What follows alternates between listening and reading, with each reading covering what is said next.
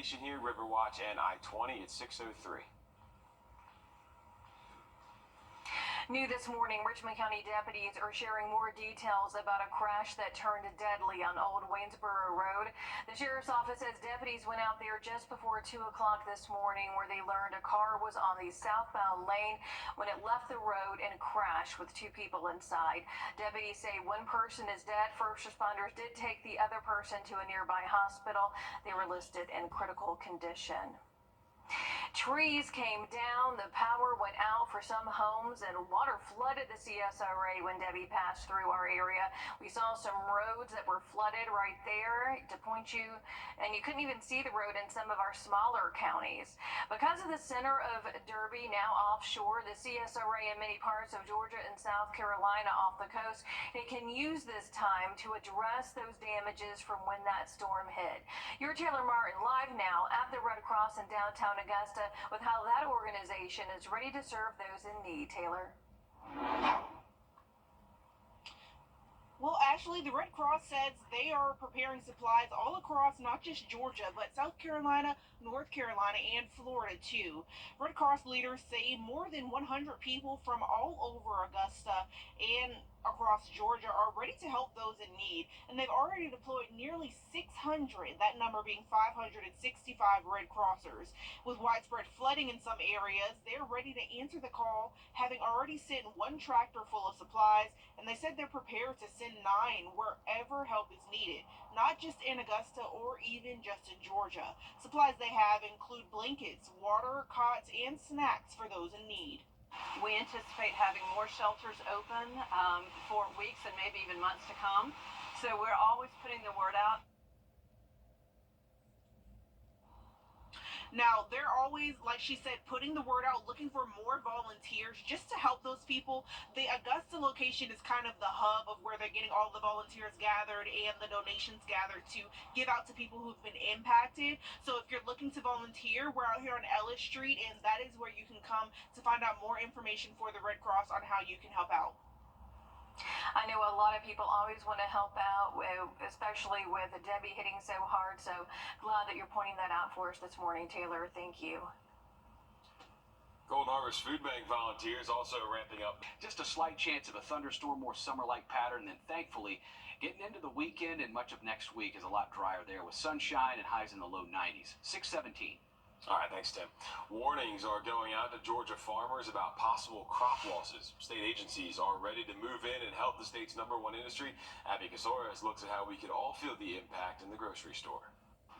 Melons and corn. They're some of the most vulnerable crops for some of the high winds and flooding that we're seeing as Tropical Storm Debbie continues to pound our state. This is an email Pam Knox wrote to fellow agents at the University of Georgia's Agriculture Extension Office. Any ripe crops on the grounds like melons that touch floodwater will have to be discarded because of contamination.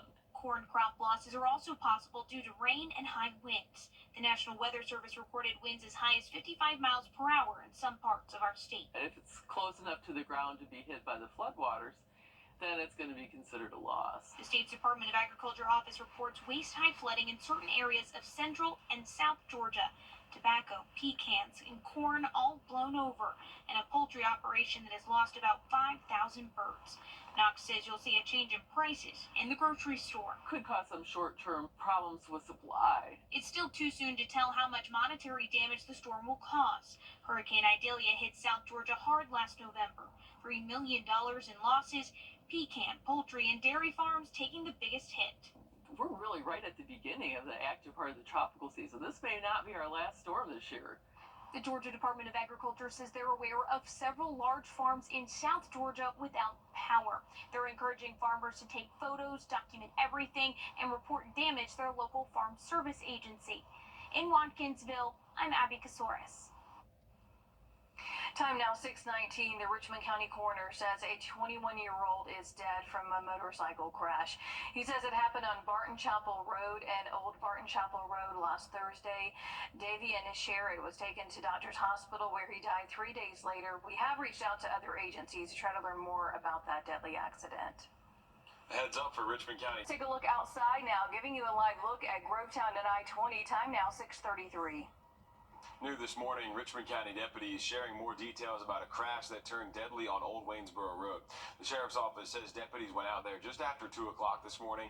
They learned a car was on the southbound lanes when it left the road and crashed with 2 people inside. Deputies say one of those people is dead. First responders took the other person to a nearby hospital in critical condition.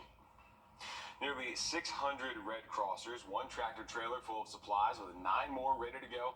The American Red Cross has all hands on deck, meeting people where they are across the 2-state as Tropical Storm Debbie made landfall. Day 2 of live coverage continues as Taylor Martin joins us at the Red Cross with their relief efforts. Taylor?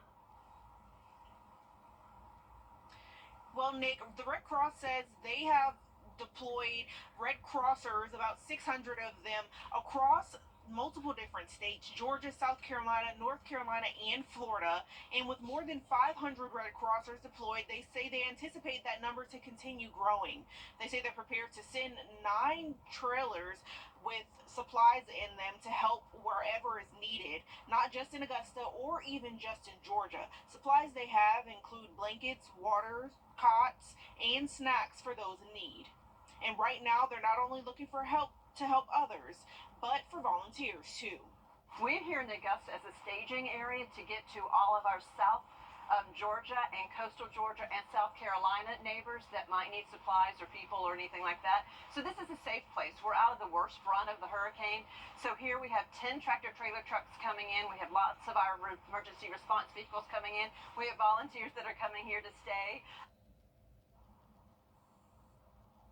Like she said, the Augusta location here off of Ellis Street is kind of just a hub of where all of those donations and volunteers are coming so that they can be deployed out to the streets, out to those areas where people are needing help. And if you're interested in volunteering, you can actually come here or call to see how you can help out, how to sign up and get out there.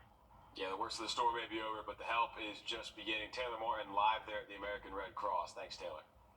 The Red Cross isn't the only organization stepping up to the plate. It's teaming up with Golden Harvest Food Bank here in Augusta to help the community get through this storm together. The Red Cross says they're preparing supplies all across Florida, Georgia, North Carolina, and South Carolina, as you heard Taylor just say. And Golden Harvest says that the facility where the supplies are stored wasn't open, but because of how serious this storm is, they went ahead and put community first. We have this facility, this produce rescue center, that was scheduled to open next week. And when this disaster happened, we knew that we needed to step up and offer it as a resource to the community.